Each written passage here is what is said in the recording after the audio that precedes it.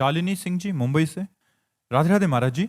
महाराज जी, कष्टों के समय भी भगवान के प्रति प्रेम और कृपा कैसे महसूस करूं महाराज? अभ्यास अभ्यास करो भजन का।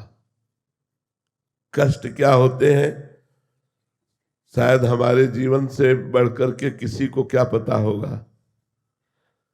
क्योंकि बचपन से लेकर 13 वर्ष की अवस्था से लेकर भूख प्यास सर्दी गर्मी, और जब भूख प्यास सर्दी गर्मी मिटाने का समय आए तो किडनी फेल कर दी।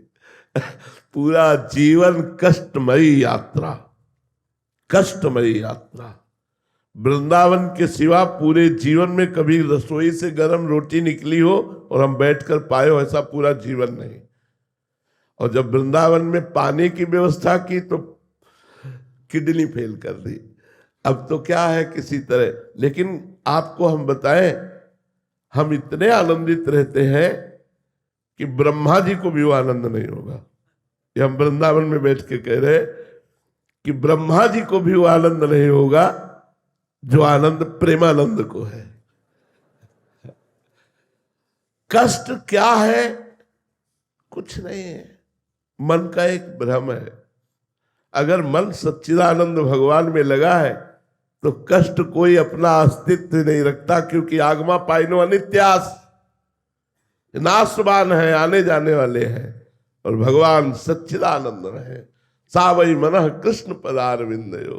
यदि मन भगवान के चरणों में लगा है, नाम जब चल रहा है, कष्ट क्या है? कुछ नहीं है। आप कह रहे हो कि कष्ट कुछ है नहीं, मैं तो बहुत पीड़ित हूं, जैसे लोग कह सकते हैं। हम आपको फिर प्रमाण देते हैं कि हमारी जैसी पीड़ा नहीं होगी। पूरे शरीर में हर समय पीड़ा ही पीड़ा, कोई अंग नहीं जो पीड़ा न करता हो, क्योंकि किडनी फेल है। जरा सा इन्फेक्शन पूरे शरीर में हाहाकार मचा देता है। लेकिन कोई दिन अभी तक वर्षों से ऐसा नहीं हुआ कि कोई दिनचर्या टूटी हो।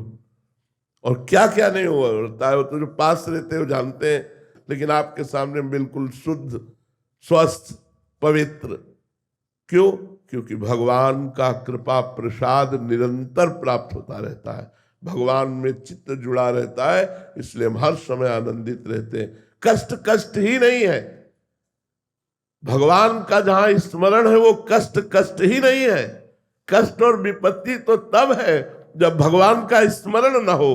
कहा हनुमंत विपत्ति प्रभु सोई, जब तो सुमिरन भजन न होई। भगवान का सुमिरन नहीं हो रहा, वही विपत्ति है। महाराज जी, क्या आपको शरीर में कष्ट है ये समझ आ रही है? क्योंकि हम पास रहते हैं, दर्द तो होता है, बट महाराज जी उस समय आप क्या विचार करते हैं, या इसका ध्यान ही नहीं करते हैं? क्या होता है महाराज जी? ऐसे कष्ट नजर आता है जैसे पड़ोसी के नजर आता हो। हमको कष्ट ऐसे नजर आता है जैसे पड़ोसी के नजर आता हो।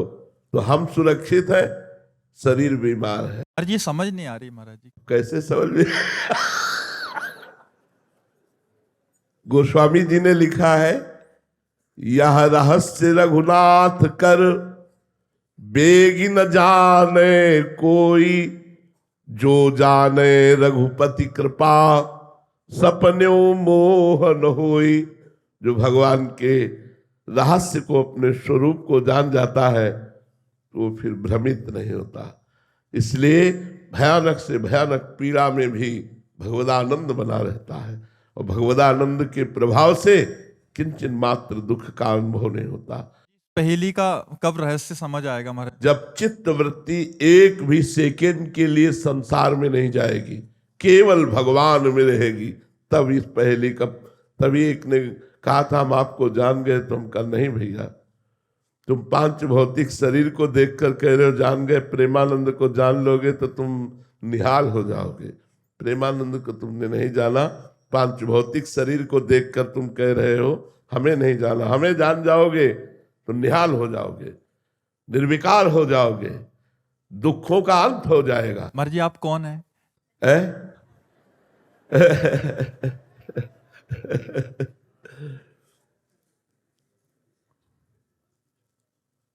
इस उत्तर का खोज करें तो मौन ही निकलता है, और कुछ निकलता ही नहीं है। मौन, इसका उत्तर जो है वो मौन ही निकलता है।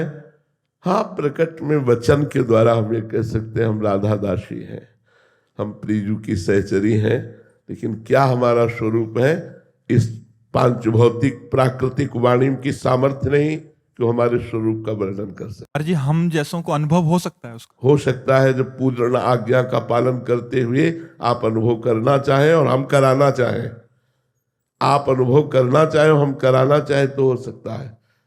जो किशोरी महात्मानम किमी सुकुमारी कले, जो किशोरी जी का स्वरूप है ठीक प्रतिबिंब रूप सहचरी होती है। जो लाडली जी का स्वरूप है कि कोटि कोटि रसना जो रोम रोम प्रति होए, प्यारी जू के रूप को न प्रमाण कहो जात है। ऐसे ही करोड़ों रसना हो तो प्यारी जू की सहचरी का स्वरूप वर्णन नहीं हो सकता। लक्ष्मी कोटि विलक्ष लक्षण लसल लीला किशोरी सतई राधाध्यम ब्रजमंडलेति मधुरम राधाभिधानम। करोड़ करोड़ लक्ष्मी आश्चर्यचकित हो जाए ऐसी राधा सहचरी है। एक राधा सहचरी करोड़ करोड़ लक्ष्मी आश्चर्यचकित हो जाए। अब ये इसीलिए ये चर्चा कभी हम करते नहीं, क्योंकि ये एकांतिक और हृदय का विषय है। तो जब गुरु कृपा करते हैं, लाडली जो कृपा करती हैं, तब समझ में आता है कि मैं किसके पास हूं। अभी जैसे आप हो तो माया का पर्दा लगा हुआ है हमारे आसपास। आपको एक पुरुष दिखाई देगा, आपको एक साधक दिखाई देगा, आपको एक संत दिखाई देगा, लेकिन हम जो है वो नहीं देख पाओगे। पर्दा लगा है त्रिगुणात्मिका माया का, और वो पर्दा जो हटेगा तो उसी के सामने हटेगा जो उतनी योग्यता भजन के द्वारा प्राप्त की है, और वो हटाना चाहे पर वो बेपरद आना चाहे, तब वो दर्शन हो जाते हैं कि हमारे गुरुदेव क्या है। जैसे गुरु के लिए कहा गया साक्षात पर ब्रह्म परमात्मा, गुरु ब्रह्मा गुरु विष्णु गुरुदेव महेश्वरा, गुरु साक्षात पर ब्रह्म तस्मै श्री गुरुवे नमः। कहाँ आप गुरु को साक्षात पर ब्रह्म देख पा रहे हैं? गुरु को एक मनुष्य रूप देख पा रहे हैं। पर ब्रह्म, तो फिर हमें साक्षात्कार किसका करना है? मैं अपने गुरुदेव को देख रहा हूं, पर ब्रह्म को देख रहा हूं।